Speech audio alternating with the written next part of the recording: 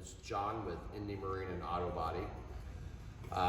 Today is this video. We're going to talk about our project Steelhorse. It's a conversion from a coupe to a fastback. It started out as a coupe, father-son project, still is a father-son project, and this is the best. Whenever you work with your kids, you know, I love it. So, you know, we started out with a coupe. My son wanted to rebuild a car. So we started out with a coupe and kind of started adding up what we're going to have into it. And then I kind of looked at what a coupe was bringing totally restored. Like, no, that's just too much to put into a coupe. Not that you ever build a car to recoup all your money, but at the same time, you want something of value when you're done. So then I started shopping for a fastback. Got on eBay. I actually bid on 5 different cars. These cars were rusted out, hunk, just junk. I went as high as $15,000 for a car with no title, no floors, nothing left of the car. The car was going to have everything rebuilt, almost like this one. I'm like, there's no way. And that car ended up selling for like $25,000. I'm like, no, I'm not going to do that. So I started looking into conversions. I was like, wow, you can buy a complete conversion kit for around $5,000. Now, keep in mind, if you do that, you still have another $5,000 if you have to replace the glass and all the back interior. You can find a lot of stuff. You can source it out used, but for all brand new stuff, you're going to have about $11,000 to do a true conversion. So I started thinking about it, pros, cons. There's really no cons about it. A lot of people say, well, it's always going to be a coupe by the title, and that's true. If you're trying to build a correct VIN number matching car, it's not going to match. But if you're going to do anything custom, like a pro resto mod, what does it matter what the VIN says? As long as the build is quality and everything you do to it is done right, the value will be there. That's just my opinion. I look at all these people that went out and spent big money to buy a fastback just to do a Shelby clone or a Gone in 60 Seconds car. Like, why did you go out and spend 30, 40 grand on a fastback when you could have built one from a coupe? Because neither one of those cars are going to be an original Shelby or, let's face it, a movie car is not even a real car. But they have a huge following, and they bring top dollar when they're done, depending upon how they're done. So in these series of videos, I will show you how we took this coupe and converted it to a fastback. This particular build, we bought all the conversion kit with brand new sheet metal. And we did look at buying a used top and maybe grafting it on, but the price that some of these people were asking for a roof was crazy. And you could go out and spend $5,000-6,000 plus on a roof with a title and a whole VIN numbers to make your car legally a fastback. To me, that would be dishonest. It's just not who I am. So, I'm not ever going to hide the fact that this car started out as a coupe. It doesn't really matter. The direction that we have gone with this car, it won't have the original suspension. It won't have the original brakes. Not going to have the original engine or transmission. What it will have when we're finished with it is a lot of drivability, safety features updated, and it will drive close to a new car as possible.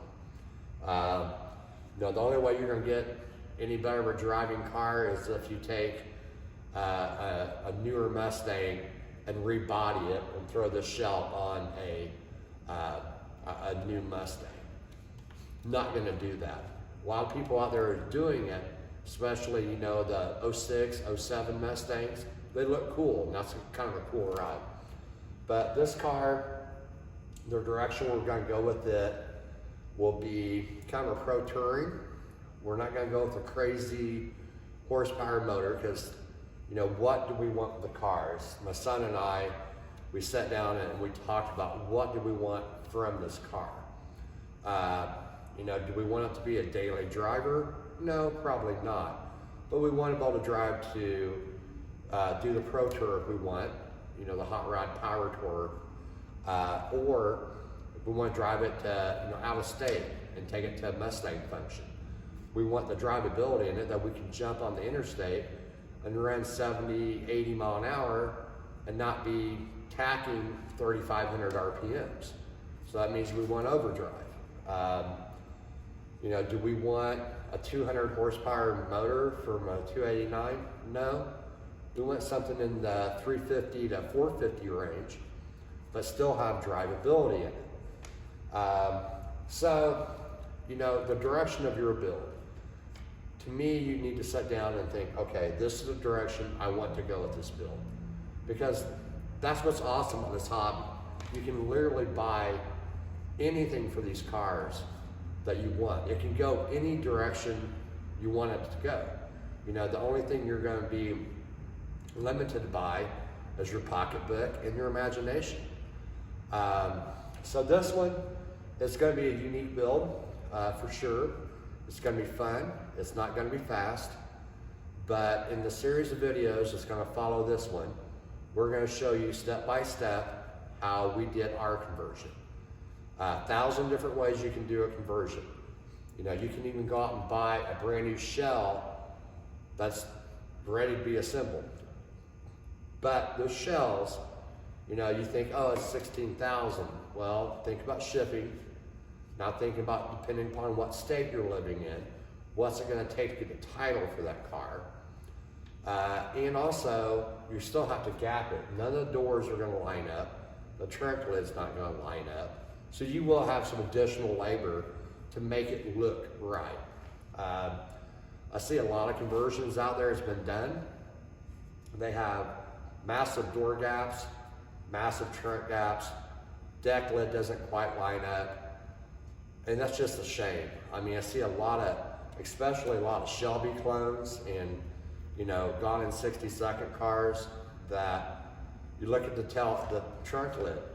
It's not even close to lining up. It's like, come on guys, take some extra time and get your fit and finish, because what's going to determine the value of this car once it's finished? It's the quality of the build. If the quality's there, it's not going to be worth, if the quality's there, it's going to be worth in whatever the customer is willing to pay for it. But if the quality is not there, you don't have anything to sell. I mean, someone's gonna come look at it and see that your door sticks out the bottom, you know, big gap up here at the top, the deck lid's, you know, way past the quarter panel extensions. No one's gonna buy that. They're not gonna pay top dollar for it. You can't blame them, because you probably wouldn't either. So in these series of videos, we're gonna show you, you know, the easy stuff we've done, not so easy, and what we've had to do to make this right.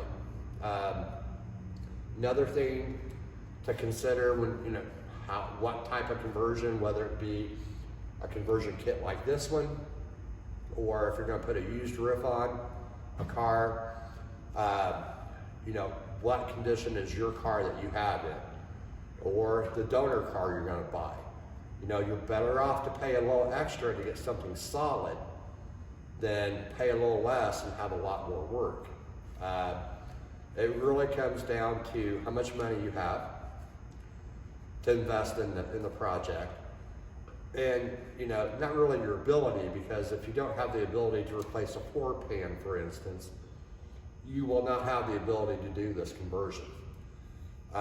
This conversion is mainly made for people that know how to weld, know how to cut, and, you know, do some mild fabricating, not major fabricating, but mild. And that's who they're made for. If you don't have the knowledge to do the basic, this kit's not for you. You know, total, we bought bought the car for $1,000, and I think total right now, the way it sets right here is about $7,000 is what we have invested. You know, so many people are like, why didn't you just go out and buy it, you know, a $16,000 shell? Well, because by the time I pay shipping to get it here to Indiana, it's gonna be closer to 20. Then I have to go out and title it, and I still have all this work. So why would I go out and pay $20,000 for a shell when I have this shell done for $7,000? You know, everyone's like, well, no, you won't get your time, you know, you never get your labor back out of it. On this particular car, I know I will. I know how it's gonna be built. I know what it's gonna, in the end result, I know what it will sell for. So, here's our project. Started out as a simple restoration. Then it kind of snowballed into doing a fastback conversion. What turn it's going to take next, I don't know. As you'll see, when you start looking through these parts, you know, 4-link suspension, you know, kind of do the Mustang 2 front end on it. The possibilities are endless. Like I said, it just starts making your mind spin. But don't you love our hobby? I mean, come on. When else in time could you ever build a complete car from a catalog? You can buy anything. I mean, you go to Roadster Shop Chassis and buy a complete chassis rolling to set this body on. Then you start looking at, well, let me think. Okay, Detroit Speed. I love their suspension stuff. Is it cheap? No. It's definitely not cheap. And it may be out of your budget, but that's what I mean. There's 4-link suspensions out there to fit everyone's budget. Or if you just want to, like this one, we're going to do mini tubs in. We're not going for the pro street look like a dragster, but I want the pro touring build going on. So, and you can just go through all of these. If you want to upgrade the suspension, but you don't have X amount, you know, you can look into, you know, well, AJE, their front suspensions. You know, they have all kinds of suspensions that will fit your budget. And they're out there, you just have to look. So, like I said, this is Project Steelhorse.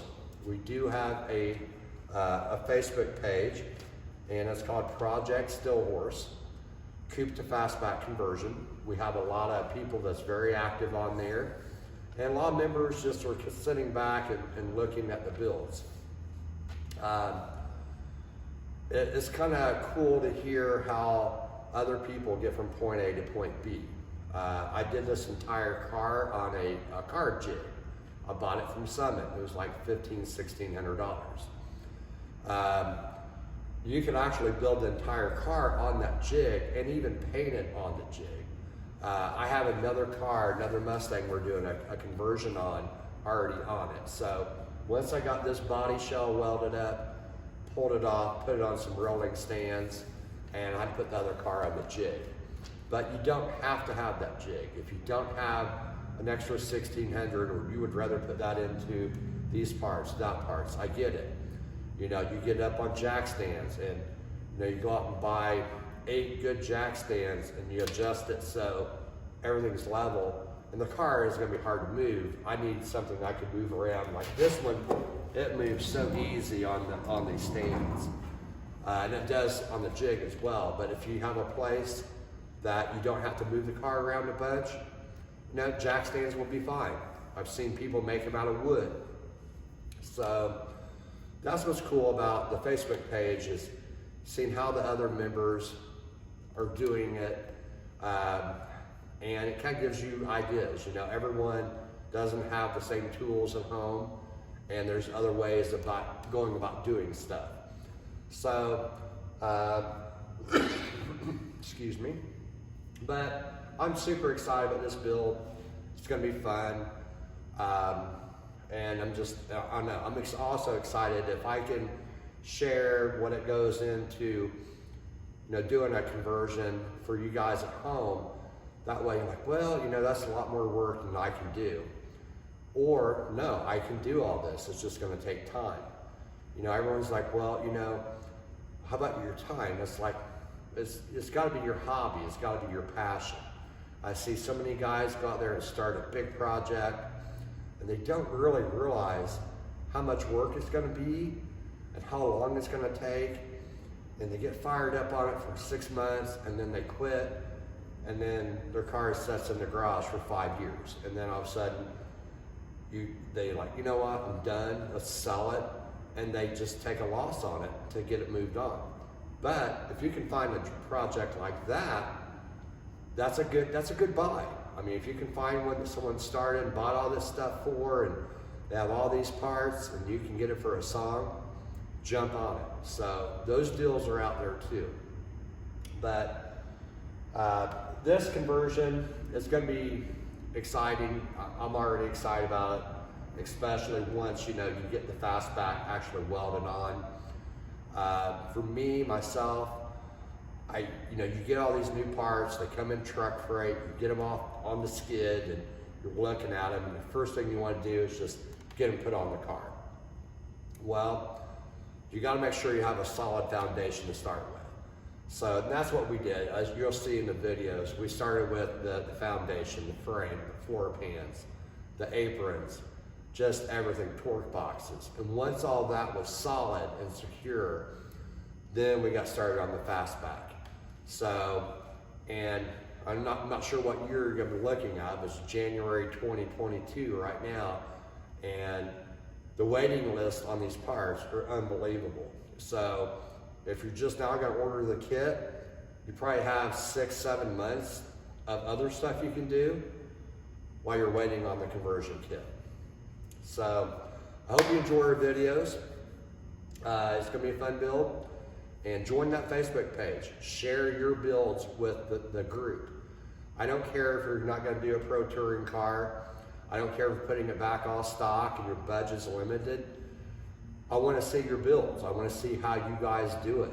And the best thing I want is for everyone to help each other out. And that's what this hobby's about.